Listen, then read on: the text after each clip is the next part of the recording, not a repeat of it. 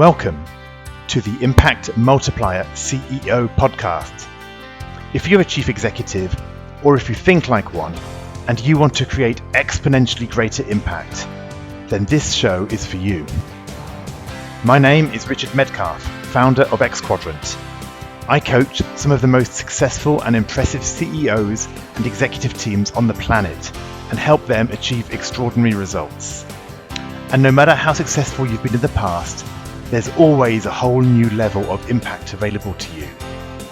So, if you're ready to play a bigger game than ever before, I invite you to join us and become an Impact Multiplier CEO. Today on the podcast, I'm speaking with Dan Fiehn. Dan is the Group Chief Operating Officer of Markerstudy Insurance, and he has been responsible for, first of all, IT and then the entire operations of the company as it's scaled over 10 times the number of employees. What I found interesting in the discussion that we had together was really understanding Dan's approach to organizational transformation and how he's been able to shift self-identity and of a division within the company, change its sense of purpose and mission, and change the perception of others, both internally and also externally, about the role of the function. This is what he describes as internal rebranding, but it's a lot more than just spinning a new message. It's actually about changing the very way that people see themselves and their role and their service within the organization. So I found this a fascinating discussion. I'm sure you will too. So enjoy this discussion and conversation with Dan Fiehn. Hi, Dan. Hi, Richard. Dan, it's great to meet you. Thanks for joining me today for this episode of the Impact Multiplier podcast. Absolute pleasure to be here. Hello, everybody. So we're going to jump in. You're not actually a CEO. We've talked about that. You're a COO, and I think it's really interesting because you're the Global Chief Operating Officer of Markerstudy, which is an insurance company. I'm sure you'll tell us a little bit about that. And I think what's really interesting, about your profile is the way that you've really been an engine, of this scaling and this transformation of this very innovative insurance provider. So perhaps before we go any further, would you be able to just give us a quick kind of elevator pitch of who you are, what's your journey been, and a bit about what Markerstudy is? Yeah, sure. Well, I'm a passionate technologist. I've spent my whole career in some form working in technology, and my current role, as you say, is I'm the group COO. So I guess what that means in its simplest terms, I'm the fixer, the go-to person to kind of get stuff done, and I've had the pleasure and the opportunity to be part of a group that's grown significantly over the last 10 years. Yeah, you said it was a 10x growth, if I remember right. Yeah, so when I joined the group, we started with 400 staff, and as we stand today, we've got over 4,500 people, predominantly based in the UK. So yeah, some very exciting times over that period, and real good use of technology to enable that scaling. Got it. So so Markerstudy is a motor insurance provider, right? If I'm correct? So we're the largest privately owned motor insurer in the UK. I think we're currently the 5th largest, but the group as a whole is diversified, and we have different businesses beyond just the core. So yeah. Got it. And so your journey to that, I believe you've had various roles, right? Prior to the COO role, you were, I think, a CIO before that. Is that correct? Yeah. So when I joined Markerstudy, my role was to bring together a group IT function, and that led me to become the CIO. Prior to joining Markerstudy, I spent 10 years in the business, working as a claims manager. So I learned all the nuances of insurance. And then I then joined IT, and I've done every role in IT. I was a software engineer, I've been a test manager, I've been a program manager. So it's given me a very diverse kind of potted history of kind of technology, and now I'm bringing all those experiences back together. And so the COO role, how do you see that how's that changed your focus? Obviously you had the CIO and you're managing the technology. COO possibly also includes some of that.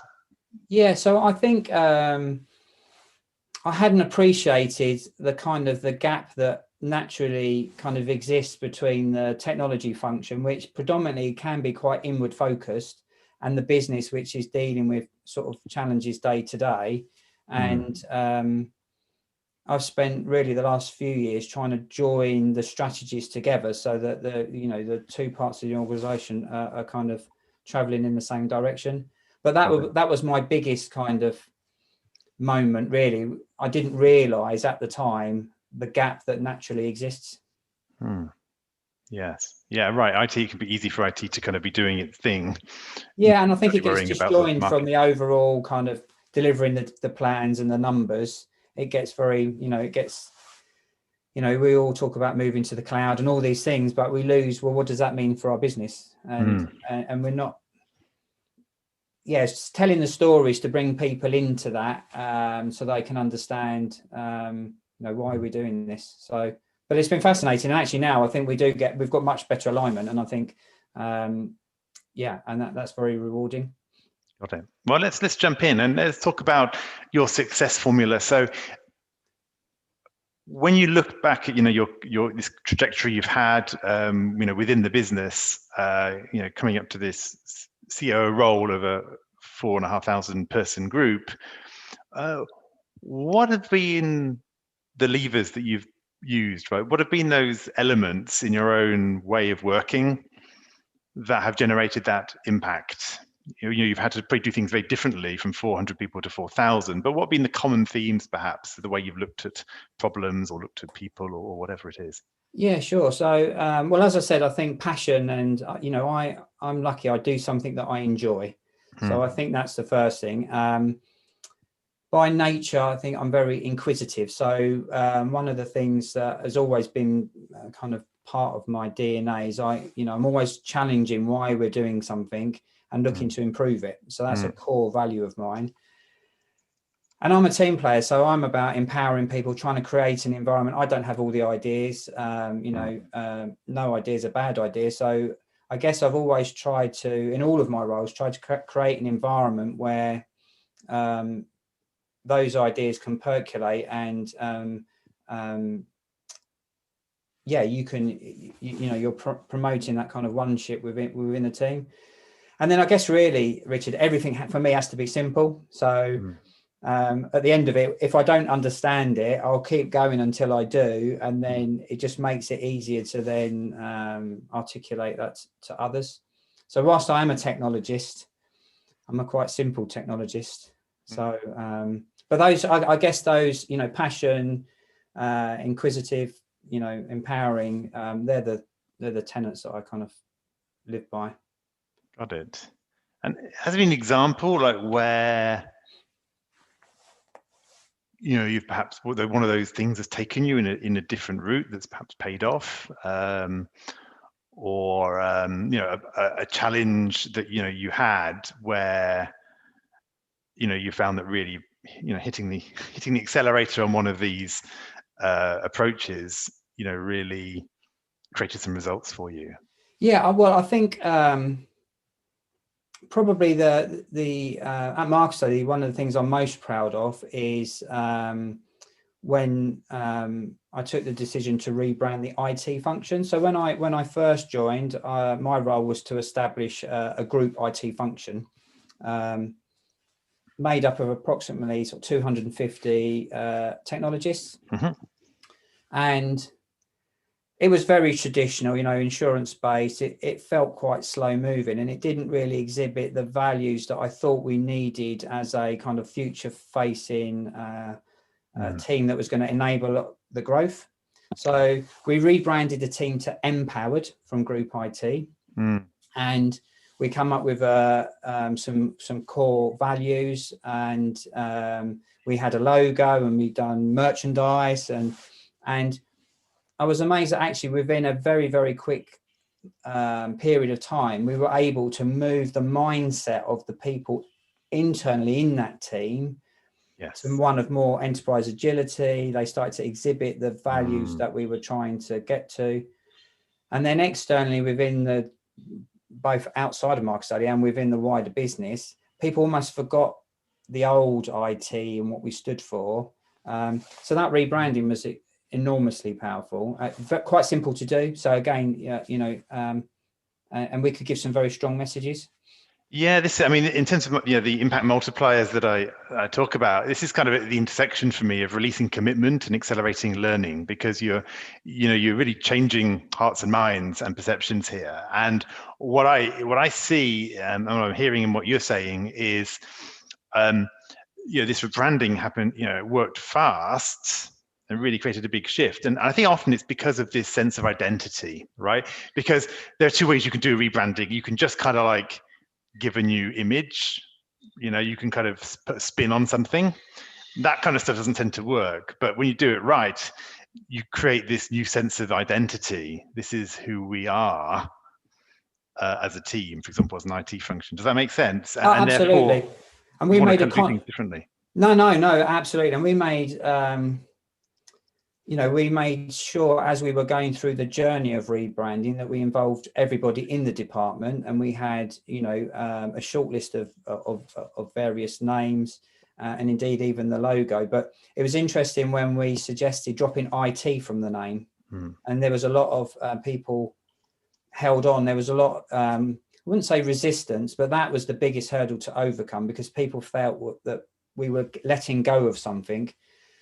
But we wanted people's minds to say, well, actually, we might not be doing IT in 10 years' time. We might be the change agents that are leading kind of, and actual traditional IT is no longer, and it's more a commodity that we consume.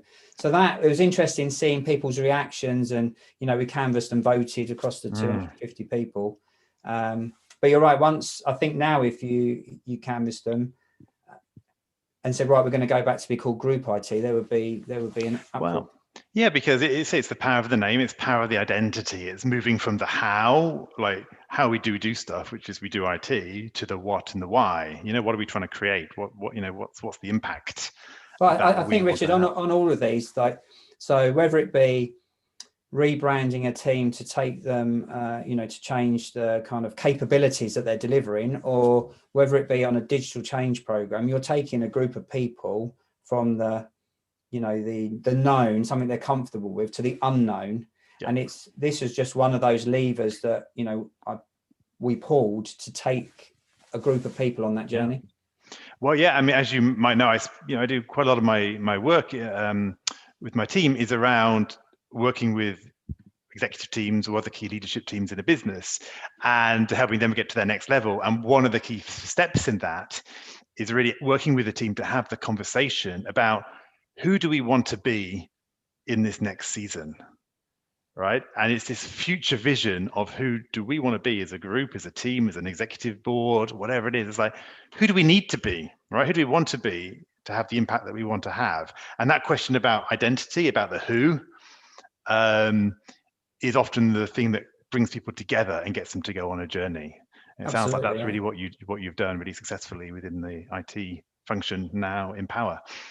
Yeah, and I'm sure when you've asked those questions, Richard, because they're open-ended, you can see people when there's no boundaries, when you're first setting off on a vision or you can see that the possibility, the ideas that get generated when people realise that there's no boundaries is quite exhilarating. And if you can jump on that kind of energy, you can deliver way beyond what you would have done otherwise. Hello, it's Richard here with a quick interlude. These conversations are all about upgrading how you think about creating impact. So here's a resource to help you do just that whilst staying fast and focused. The CEO's checklist for challenging times is a quick way to enhance your thinking and detect blind spots, even when things are moving incredibly fast and you're not sure what's going to happen next. You can get this powerful checklist of 17 world-class strategies by heading to xquadrant.com/go/challenging times checklist with a hyphen between each of those three last words. Now, back to the conversation. Yeah, well, it's what I call the blip and the drip. So the drip is that process of transformation, but the blip has to be this moment where people, this aha moment, this kind of meaningful event where people get excited and they catch the vision. Because I always say that an event by itself is not going to transform the world. It inspires you, but it doesn't transform. But if you don't have that powerful moment at the start where people go, oh yeah, that would be awesome if we were able to do this, then there's no real motivation for the journey, right? It's like, why bother? Yeah, absolutely. Yeah. Yeah, really interesting. And so what were the challenges that you came across as you were doing that rebranding? We talked about people not wanting to let go of the name of IT. I mean, how did the rest of the organization take it? Were they supportive? Did they think it was a bit of a lot of much ado about nothing?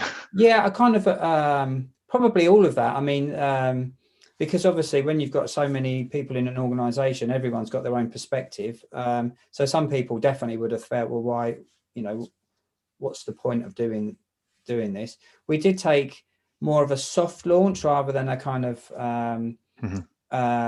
and that was really because I was mindful of the unease that was within the department. People we had to take baby steps. But I saw some really strange, so when we done the merchandising, people outside of the department started buying it. So that was another thing which, when you're kind of onto something, when the individuals had to buy this, it wasn't given to them by the company. So if you wanted one, you a polo shirt or whatever, then you would have to buy it. So when people are volunteering to be part of a group, that you've touched on something, and that collectiveness and being part of. And then we've done some other things, Richard, where we started to showcase some of the good stuff that we've done, and we went for some industry awards, which previously we wouldn't have done. And really that gave credibility externally to the works of the team. And then they started you could see people were believing, if Gartner said you're good, then, okay, we must be good. So it was kind of, we set out a communication plan on how to roll this out. And I guess my only regret is I didn't do it sooner. As a technologist, I didn't really, I wasn't aware that the power of this, what it could do to a group of individuals. So, I wish I'd done it earlier in my career. And as a result, we've done very small baby steps. It probably took a year to roll out in its entirety. And I'm thinking, if I had my time again, we could have condensed that. We could have condensed that. Well, yeah, I mean, what I liked about what you said there is, first of all, the T-shirt, it sounds basic, but actually getting people to put their skin in the game and make that step is actually, again, it's another sign of, it's a validation for you that people are buying in, literally. I mean, they're putting their own skin in the game. And also for them, actually, they decide to do it. And suddenly, again, they've put something in. It's not just, I'm being sent with everybody else a T-shirt, whatever, right? So that sense of ownership actually goes up when people put their own money on the line. And then the thing around the industry awards, for me, that's just that great idea of the people need a win, right, now and again. And sometimes you have all these big transformation programs and there's no real milestones or sense of, we've passed a threshold here, we can stop and celebrate. And I think probably getting that external recognition. Yeah, definitely. Having those kind of, milestones or quick wins. And also, they're not in the normal cycle of what goes on in a business. They're quite abrupt. So you get attention because they're not expected in the course of the business. So the other thing also, having a strong brand enabled us where there were those business moments. So where there's we have, staff events and parties and stuff like that, people could wear their branding. So when we're doing a tug of war or we enter a race, you have the empowered team will go in there and they've got all that, and so they stand out. So I think in the past, there's a danger certain IT functions are in the background, they're an engine room, and it almost feels wrong to celebrate success and how good they are. This enabled us, gave us a vehicle to kind of to bring them on a level par with some of the business units. And I was amazed at the outcome at the end, and the difference it made in terms of, we were just in a lot more conversations at a board level, and I feel that we were just taken a bit more seriously. Yeah, well, I think again, the name is also a name of service, right? Empowering. It's to do with other people. So I think in terms of raising commitment, it's a name which inspires people because they're being of service to others, right? Whereas IT, it's like, well, I'm doing IT, right? It doesn't. Exactly. Mending a machine or something. Yeah, exactly. And people roll their eyes, don't they? So we wanted a break from that, and it took us a while to. And then we do. So we've now taken that, and I now use that more frequently in the course of my business. So another example will be, I've now created a small cross-functional team from across the organization called The Right Way. So that's all about focusing on doing things the right way. And it's just an idea for them, really, to bring up, bottom-up changes that are quite small, but will make quite a big difference in the running of the organization. But again, it's copying some of the things we learned when we rebranded IT, but on a much smaller scale. People want to be part of something, and I think very powerful. Yeah, it's really interesting when you can crystallize identity in that way in these different groups. I mean, for example, when I'm working with an executive team, I mean, again, we're just the executive team, right? Well, I mean, what's the real purpose of this team? I say, could you just not send emails to each other about, your different departments, and just coordinate, so what's the value of, is this organization succeeding because of your group, because of your team, or despite it, right? Are you just riding a market wave, right? So what are you actually here to do? And really get people to think through, the different levels, because there's different things that team's trying to accomplish. One group I was working with, one leadership team, they really realized that actually they no longer needed to be, in fact, they mustn't be an operational execution board, basically oversight board. They had to be about influencing the stakeholder ecosystem.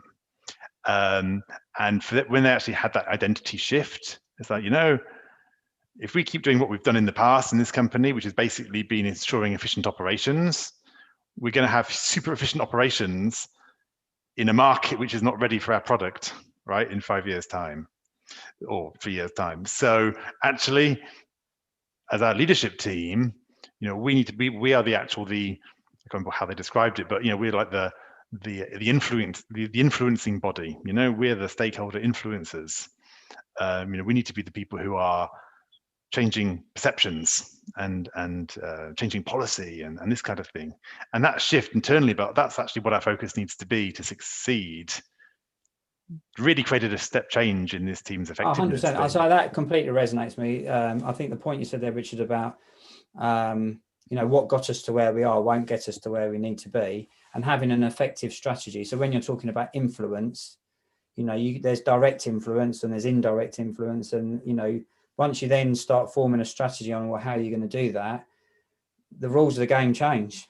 You have to do a lot more externally and more thought leadership type activity to really to drive that change in thinking and behavior and reaction to what you're doing. And it's a fascinating subject. And so what's happening for you now going forward, right? So you've gone from 400 to 4,500. What's the next level for you and perhaps for the group, right? I guess if I start with the group, so the group we've got very ambitious business plans for the next 4 to 5 years to 2025, which effectively will significant growth over that period. So one of the key themes for me will be around how we leverage our people and the technology to create better journeys, less friction for our customers, so we can scale. We don't hit an artificial ceiling limit. So So for me, that really, I need to be thinking far enough into the future. So, okay, so what technology is coming that we could leverage to then optimize our organization to enable that kind of growth? And is there any change in regulations and all that kind of stuff? That will really push me as an individual to some of the softer things we've talked about taking a large group of people on a journey. And, because there will be a lot of nervousness going into the unknown. And so a lot more time will need to be spent on the, more softer side of stuff, as we think it through, and the impacts of the day to day and things like our reward systems and all that kind of thing that people individually, you get comfort in. If there's a significant shift because of the growth, we need to factor that in. So yeah, for me, it will be, and then on a more individual basis. So it's then, how do I get the right balance in my day? Yeah. Because if I'm thinking about the future, on that journey, if we're continuing to do lots of mergers and acquisitions, and with each one, there becomes an opportunity, but there's also things that need to be resolved. You kind of create a bit of creeping sort of debt, for want of a better term. So I need to be really laser focused on what do I spend my time on, what do my team spend their time on. As you said, making sure that my direct team are relevant throughout, because if they're not adding value, then, to your point, we're just, sandbags throwing everything down. So yeah, so there's lots of challenge. Yeah, lots of challenge, and but something that I'm really up for, and really looking forward to. I think the combination of what you can do with technology and like-minded people, you can definitely, a small team can deliver a lot. Yeah. So and that really excites me. Yeah, I mean, talking about technology and people, right? These two things that need to scale, creating scalable culture is kind of so important, right? And being able to create a way that you can kind of manage this. The technology is the machine. The culture, the people are this organism. And organisms grow and in certain ways, and keeping that healthy as it grows. Oh yeah, 100%. It's a very different challenge. Yeah. So I think one of the things that I've learned in recent years, Richard, is as a technologist, that was my focus and passion. And people deliver projects, but we don't give much consideration for people in the project. So now I'm starting to realize, actually, it's not just about delivering a new system or new capability. It's how do you take the people on that journey, and I think that's one of my biggest learnings. That now I want to spend more time understanding the kind of human aspect of technology, so that the two are very closely aligned. So you get that maximum, positive output at the end. So let me ask you a question just before you end, perhaps, around what do you need to leave behind? Because often, as you grow, we focus on the things that made us successful last year, right, and not the things that are going to make us successful next year. And part of what stops us is because we're carrying all this stuff that we were doing that we had to do. So I'm just wondering, in terms of that elimination and in terms of that freeing yourself up, what would be an area that perhaps you're going to need to set aside or give to somebody else in order to free you up for the next level? Yeah, so I think this is for me, Richard, this is like the difference between true leadership and kind of being a senior manager. I need to, it's not about control anymore, it's about influence. And actually, it's easy to say, and it's probably a bit of a cliche, but it's quite hard to do, because you get your own personal you measure your performance by how many people report into you, or how many, but actually when you're a leader, it's completely opposite. You don't want any of the control. Other people run the business. It's all, you need to create the environment for those people to work at the top of their game. Yeah. So really, for me, it's still a journey that I'm on, and to get to that next level of leadership, really, it is more about how I can influence, not get involved so much in the kind of the doing of it. Yeah. It's more about the kind of making sure we're on the right journey. And of course, every time there's something chipping away day to day to try and pull you back. Absolutely. So it's having the discipline and the focus to then. So I use a few models and stuff to try and help me categorize my work, and then I can say, right, okay, I've got balance, or I haven't got balance, or this week I know I'm not going to, but I know next week I'm going to be back in the zone. But it's hard because I think as companies grow, there's so much demand. Time is precious. Yeah, absolutely, and it's a real art to be able to renegotiate everyone else's perceptions and demands upon you. Very much so, yeah. That's often the thing that keeps us back, right? We have to kind of renegotiate with our stakeholders to say, actually, the thing that I was doing, I'm not doing it anymore, which is not the easy conversation always, but that's the edge, right? That's where the magic happens, I think, often. Absolutely, absolutely. Well, hey, this has been fascinating, Dan. Thanks a lot. This whole conversation around identity and shifting identity within organisations and groups, and helping people see themselves in a new future. I think it's really fascinating, and just to see your experience as a case study really of what happens when you take a large, reasonable size internal department and you brand it and you give it a new purpose, and to see the result of that. It's been fascinating. So thank you for coming and sharing that. Yeah, thank you for the opportunity, Richard. Absolute pleasure. So if people want to get in touch with you or find out a bit more about Markerstudy, how do they do that? So I think probably the best thing would be to look me up on LinkedIn, and then we've got a company LinkedIn page there. That would be the please message me directly there, and I do get back to everyone. So perfect. Well, hey, Dan, thanks once again, and I look forward to hearing more of the story as Markerstudy continues to grow and you do the next level. Yeah, thank you, Richard. Take care now. Bye-bye. I hope you enjoyed this conversation. Now let's talk about you. When you're in top leadership, when you're in the biggest role of your career, who supports you at a deep level as you lead others? Who helps you multiply your impact and get to the next level? If you're ready to learn more about our content, our coaching, and our community, then visit us at xquadrant.com.